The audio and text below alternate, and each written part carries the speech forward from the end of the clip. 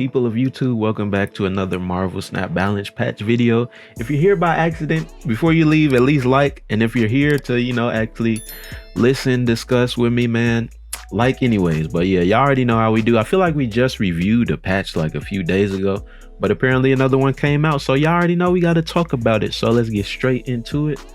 Go ahead and read the cards, and then we're gonna read the the descriptions. We gonna do it how we always do it, man. So first we got Mr. Mobius MM, aka Mr. Mosby.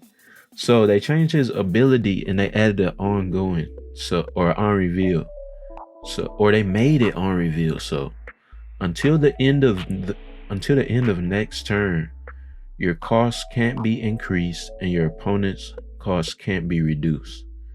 Okay.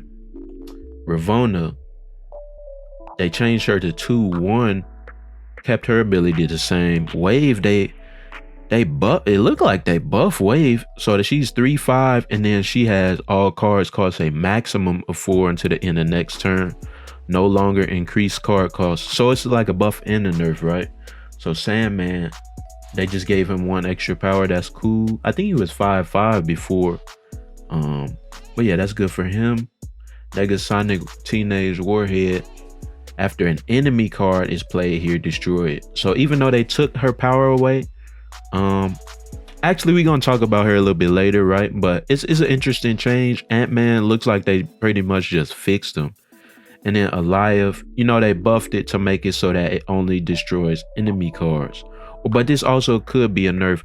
Like I said, man, I just want to read them real quick. We're gonna talk about each and every one of these cards as we as we read. So let's just go ahead and scroll down and just tackle these in the order that they're on the website, right? So okay, Mobius. So yeah, man, they changed his ability to on reveal. Let's read why they did it, and then we're gonna go ahead and talk about it. Mobius MM has a massive impact on the metagame, forcing a changing of the guard among top decks that saw perennial powerhouses like Zabu, Sarah, and Death fall from grace in favor of decks that could push power just by playing cards for their normal energy cost. While we were eager to see the world Mobius would create, we expected to make an adjustment down the road in order to welcome cost reduction strategies back into the sunlight. Today is that day, as we're shifting Mobius to provide a temporary counter that requires good timing to maximize the effect. This makes them trickier to set aside energy for, kind of like Shadow King, and also opens up counters like Magic for decks that are hyper vulnerable to Mobius being played on turn 5. We're also interested to hear your feedback on our approach here, using a new card as a tool to create a new play environment temporarily. So let's talk about this, man. One of my favorite decks, I had like a Zabu deck with Typhoid Mary, Atuma, and Sentry. I literally couldn't use it anymore since Mobius came out. I haven't fought a single Mr. Negative deck since Mobius came out, right? And I didn't really even hate Mobius that much. I just kind of understood his ability for what it is and just decided to stop relying on cost reduction. But man, this is a huge change. It basically, they pretty much neutered him. I'm not gonna lie. They essentially, per their description, made him that of a Shadow King level card, right? So he can be cool here and there, right? But you're not gonna see Mobius on every single team like you did before. I'm pretty sure he was like a top 10 card in usage, before this change. And it's tough, man. Obviously you can still run them on like Cerebro 3. Cerebro 3 and things like that. But man, it's tough, man. Pour one out for Mobius. I literally just made a video on this card last week with both of these 2 cards. You with Cerebro, you can't do that anymore. It makes me sad, but I understand it, man. You can't just completely kill Mr. Negative, completely kill Zabu, like all those different types of cards. On top of that, he killed Wave as well, right? When the last time y'all fought a Galactus? But yeah, I think they needed to do something. We're gonna see how crazy or how much worse he got. But I do agree with the change. Y'all let me know what y'all think about Mobius. Up next, who we got up next? Probably Ravonna. Yeah. All right, so let's go ahead. Same thing we did for Mobius. We just gonna read up on Ravonna. Ravonna released on the weak side, and Mobius released immediately afterwards put additional pressure on her decks.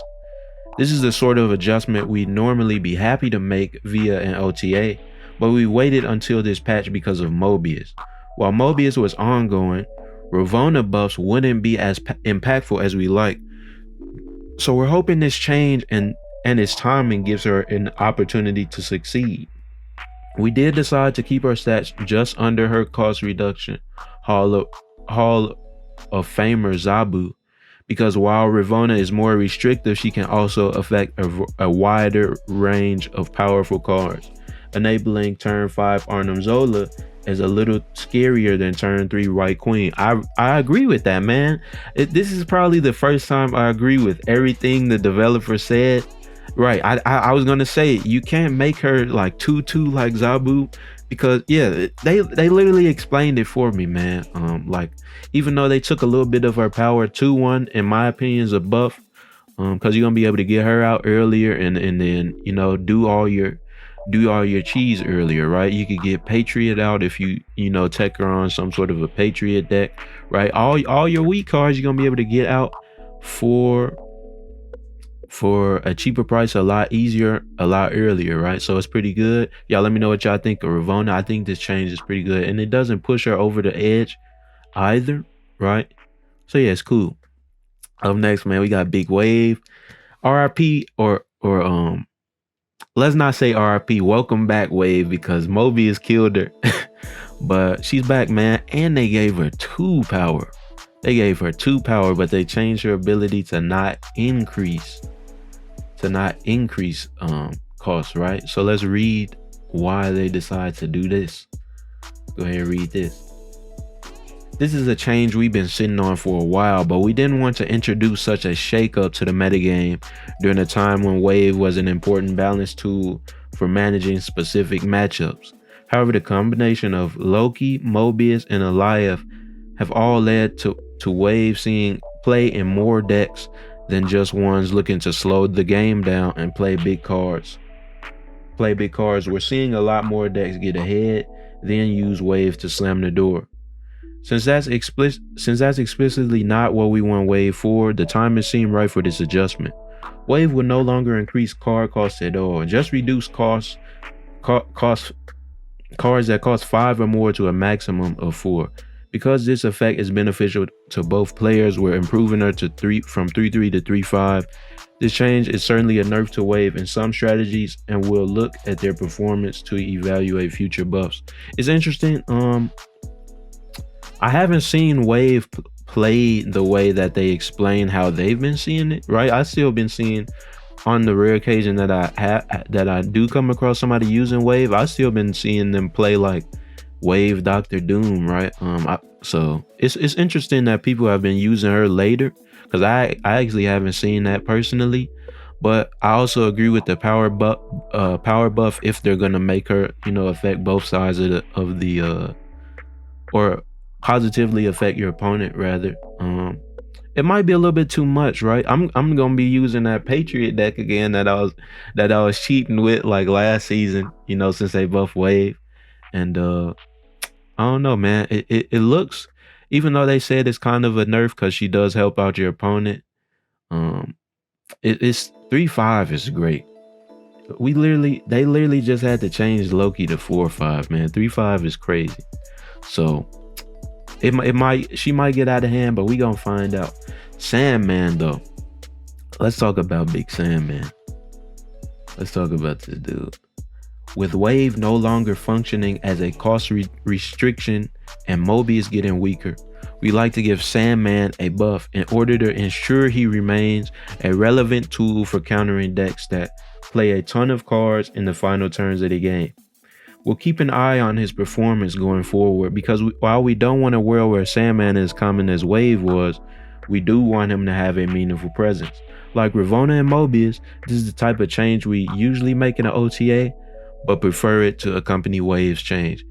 I'm so glad they buffed Sandman. I don't know if y'all watched the last video, that I made, or if y'all still here. If y'all still here, go ahead and like. But man, I got cooked by that. I got cooked by that werewolf card. I get cooked by werewolf. Elsa Bloodstone is still very good, right? Even though they took one power away from her, she's still very good. So Sandman needs something, right? So I like this. Not making him 5/5 how he was is, um I think it's an okay decision. But here's the thing: if you're gonna run a Doctor Doom Odin deck, don't use Sandman. Cause here's the thing, right? Um, I was using a Wong White Tiger Odin deck, right? One of my Wong decks. I fought a Sandman dude who had leader, Doctor Doom, and he stole my Odin, and I still beat him with Wong, White Tiger, and Odin. So if you're going for that type of strategy, just use Wong, right? But if you're looking to like tech against, if you're looking to tech against, the werewolf, who's definitely gonna be a very high usage card, or else a Bloodstone, this is what you want to use Sandman for, not for Doctor Doom, not for White Tiger and Odin. Use Wong for them, please. Please use him. But anyways, man, up to this next card, we got Mrs. Teenage Warhead. Teenage Warrior. I never even see this card. I feel like nobody has her. Right? I feel like it's so little opportunity to get her. But let's read up on her change. Negasonic has languished for a while now. We've seen glimmers of experimentation every now and then, but ultimately Negasonic has just not cut it in competitive decks. More concerning, she's also turned out to be a bit complicated even for casual play, requiring a fair amount of insight into matchups and priority to manage effectively. I don't like that sentence. We're gonna talk about it though. The biggest hurdles there are that the card both restricts your own play and blows herself up. So now it doesn't do either of those things. To compensate for this newfound strength when it comes to fighting over cramped locations on turn 6, we've reduced her power a fair bit. So they basically made her Alioth Jr., right? And this sentence makes me upset.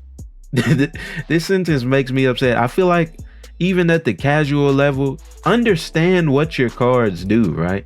It just sounds like they're just trying to make her scrubby, and I mean, they succeeded, right? She's basically Alioth Jr. at this point, but I don't know, man. This changes whatever. Obviously, it's gonna help for destroy decks, and you can really throw her on any type of deck now, because she, like I said, she's just Alioth Jr. They made her brain dead. You don't really have to think. You just put her down, to secure a spot, and I don't like that. But even so, I feel like nobody has this card to begin with, right? She's never in the spotlights. She's a series 4, so you can't get her from opening a regular cache. But it's interesting, man. Y'all let me know what y'all think about these changes for the Teenage Warhead. It's something about the word Negasonic. It's just weird to say. Feel like I'm saying a slur. But yeah, man. Let's move to the next card. Ant-Man. They didn't even put a picture of him. It just seems like a bug fix, right? They just slightly changed the word, and we don't really even have to talk about Ant-Man. But maybe least. Mobius is least at this point. So last up we have Alioth. I was gonna say certainly not least, and it's actually not. This change is a functional adjustment to Alioth to get his text in line with how he interacts with control changing effects like Hobgoblin. Before, if the opponent revealed Hobgoblin before your Alioth would destroy the Hobgoblin even though it's now on your side. But Alioth text suggests he should only destroy enemy cards, and in the scenario above, Hobgoblin has become friendly. Well, friendly in that he's one of your cards at least. Alioth will now only destroy cards if they're still on the enemy side when Alioth reveals. I'm kind of confused by this, I'm not gonna lie. It sounds, but here's what I do understand. So if you play him on turn 7, right? If you have a game with turn 7, if you play him alongside another card, it's not gonna kill it's not gonna kill the card that you played with him, which would probably be like a week 1 cost card, right? So it's like a slight buff in that regard, but it said you know, if you play Hobgoblin first and they play Goliath, it's not gonna break it anymore. So it's interesting, right? It it seems like it's really for like very specific scenarios. So I'm not really entirely sure what to think of this change. But here's what I will say about Goliath. I think he's balanced now. You know, they nerfed him in either the last patch or a few patches ago to 6-3. And I think he's all right. He's manageable now at this point. Obviously, you can still stop him the same way you were, which is 1, either by winning the game before he's out, 2, armor, and then 3, Cosmo. So you're still gonna be dealing with the card the same way. It doesn't really affect, you know, counterplay and stuff like that. So to a 99% degree, if that makes sense to y'all. But anyways, man, I hope y'all enjoyed the video. Like I said, if you're here all the way to the end, go ahead and like, go ahead and subscribe. We do these every patch. I really enjoy making these, and as always, man, y'all let me know what y'all think of these patch changes as well. Maybe I'm, you know, skipping out on something, not explaining something properly. Y'all give me your thoughts as well. But that's gonna be the end for this one. We on the road to 1,000 subs. Thank you guys for watching, and I'll see y'all next time.